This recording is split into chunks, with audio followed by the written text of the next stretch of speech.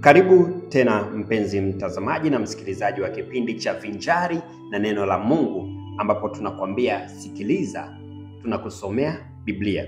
Leo tupo katika kitabu cha Mwanzo sura ya 4 mstari wa kwanza na kuendelea, ambapo mstari wa kwanza kichwa chetu kinakwambia Kaini amuua Abeli. Mstari wa kwanza, Adamu akamjua Hawa mkewe, naye akapata mimba, akamzaa Kaini, akasema, nimepata mtoto mwanaume kwa Bwana. Mstari wa pili, akaongeza akamzaa nduguye Habil. Habil alikuwa mchunga kondoo na Kaini alikuwa mkulima ardhi. Mstari wa tatu, ikawa hatimaye Kaini akaleta mazao ya ardhi sadaka kwa Bwana. Mstari wa 4, Habil naye akaleta wazao wa kwanza wa wanyama wake na sehemu zilizonona za wanyama. Bwana akamtakabali Habili na sadaka yake. Mstari wa 5, bali Kaini hakumtakabali wala sadaka yake. Kaini akaghadhibika sana, uso wake ukakunjamana. Mstari wa 6, Bwana akamwambia Kaini, kwa nini una ghadhabu na kwa nini uso wako umekunjamana? Mstari wa 7, kama ukitenda vyema hutapata kibali? Usipotenda vyema, dhambi iko inakuotea mlangoni, nayo inakutamani wewe, walakini yapasa uishinde. Mstari wa 8, Kaini akamwambia Habili nduguye, twende uwandani. Ikawa walipokuwa uwandani, Kaini akamuinukia Habili nduguye akamuua. Mstari wa 9, Bwana akamwambia Kaini, yuko wapi Habili ndugu yako? Kaini akasema, sijui, mimi ni mlinzi wa ndugu yangu. Mstari wa 10 akasema, umefanya nini? Sauti ya damu ya ndugu yako inanililia kutoka katika ardhi. Mstari wa 11, basi sasa umelaaniwa wewe katika ardhi iliyofumbua kinywa chake, ipokee damu ya ndugu yako kwa mikono yako.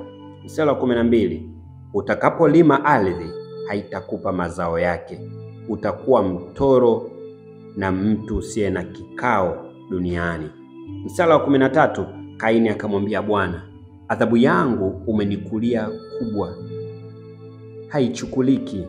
Mstari wa 14, tazama, umenifukuza leo katika uso wa ardhi, nitasitirika mbali na uso wako, nami nitakuwa mtoro na mtu asiye na kikao duniani, hata itakuwa kila anionaye ataniua. Mstari wa 15, Bwana akamwambia, kwa sababu hiyo yeyote atakayemuua Kaini atalipizwa kisasi mara 7. Bwana akamtia Kaini alama, mtu amonaye asije akampiga. Mstari wa 16, Kaini akatoka mbele ya uso wa Bwana, akakaa katika nchi ya Nodi mbele ya Edeni. Mstari wa 17, Kaini akamjua mkewe, naye akapata mimba, akamzaa Henoko, akajenga mji akauita Henoko kwa jina la mwanaye. Mstari wa 18, Henoko akamzaa Iradi, Iradi akamzaa Mehuyaeli, Mehuyaeli akamzaa Methushaeli, Methushaeli akamzaa Lameki. Mstari wa 19, Lameki alijitwalia wake wawili, jina la wa kwanza ni Ada na jina la wa pili ni Sila.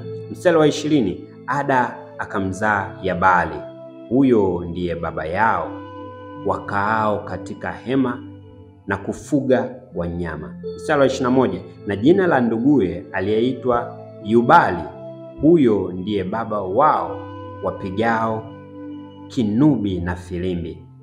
Mstari wa 22, Sila naye akamzaa Tubali Kaini, mfua kila chombo cha kukatia cha shaba na cha chuma, na umbo lake Tubali Kaini alikuwa Naama. Mstari wa 23, Lameki akawaambia wake zake, sikieni sauti yangu, Ada na Sila. Enyi wake za Lameki, sikilizeni usemi wangu, maana nimemuua mtu kwa kunitia jeraha, kijana kwa kunichubua. Mstari wa 24, kama Kaini akilipiwa kisasi mara 7, hakika Lameki atalipiwa mara 77. Kuzaliwa kwa Seti. Mstari wa 25, Adamu akamjua mke wake tena, akazaa mwana mwanaume, akamwita jina lake Seti, maana alisema, Mungu ameniwekea uzao mwingine mahali pa Habili, kwa sababu Kaini alimuua. Mstari wa 26, Seti naye akazaa mwana, akamwita jina lake Enoshi.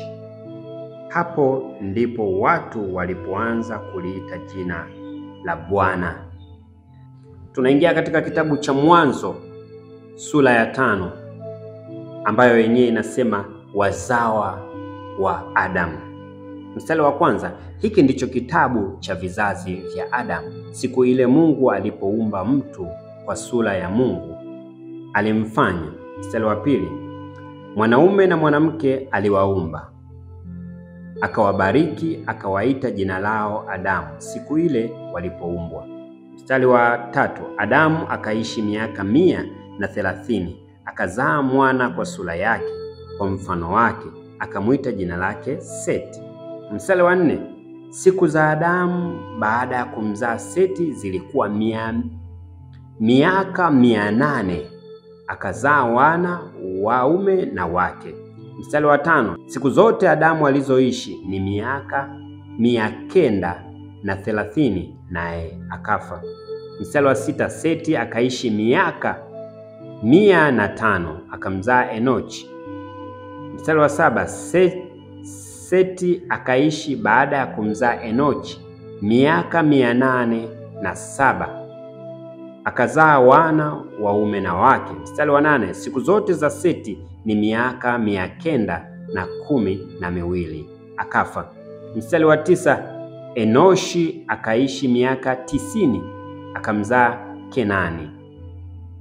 Mstari wa 10, Enoshi akaishi baada ya kumzaa Kenani miaka 815, akazaa wana waume na wake. Mstari wa 11, siku zote za Enoshi ni miaka 905, akafa. Mstari wa 12, Kenani akaishi miaka 70, akamzaa Mahalaleli. Mstari wa 15, Kenani akaishi baada ya kumzaa Mahalaleli miaka 840, akazaa wana waume na wake. Mstari wa 14, siku zote za Kenani ni miaka 910, akafa. Mstari wa 15, Mahalaleli akaishi miaka 95, akamzaa Yaredi. Mstari wa 16, Mahalaleli akaishi baada ya kumzaa Yaredi miaka 830, akazaa wana waume na wake. Mstari wa 17, siku zote za Mahalaleli ni miaka 895, akafa. Mstari wa 18, Yaredi akaishi miaka 192, akamzaa Henoko.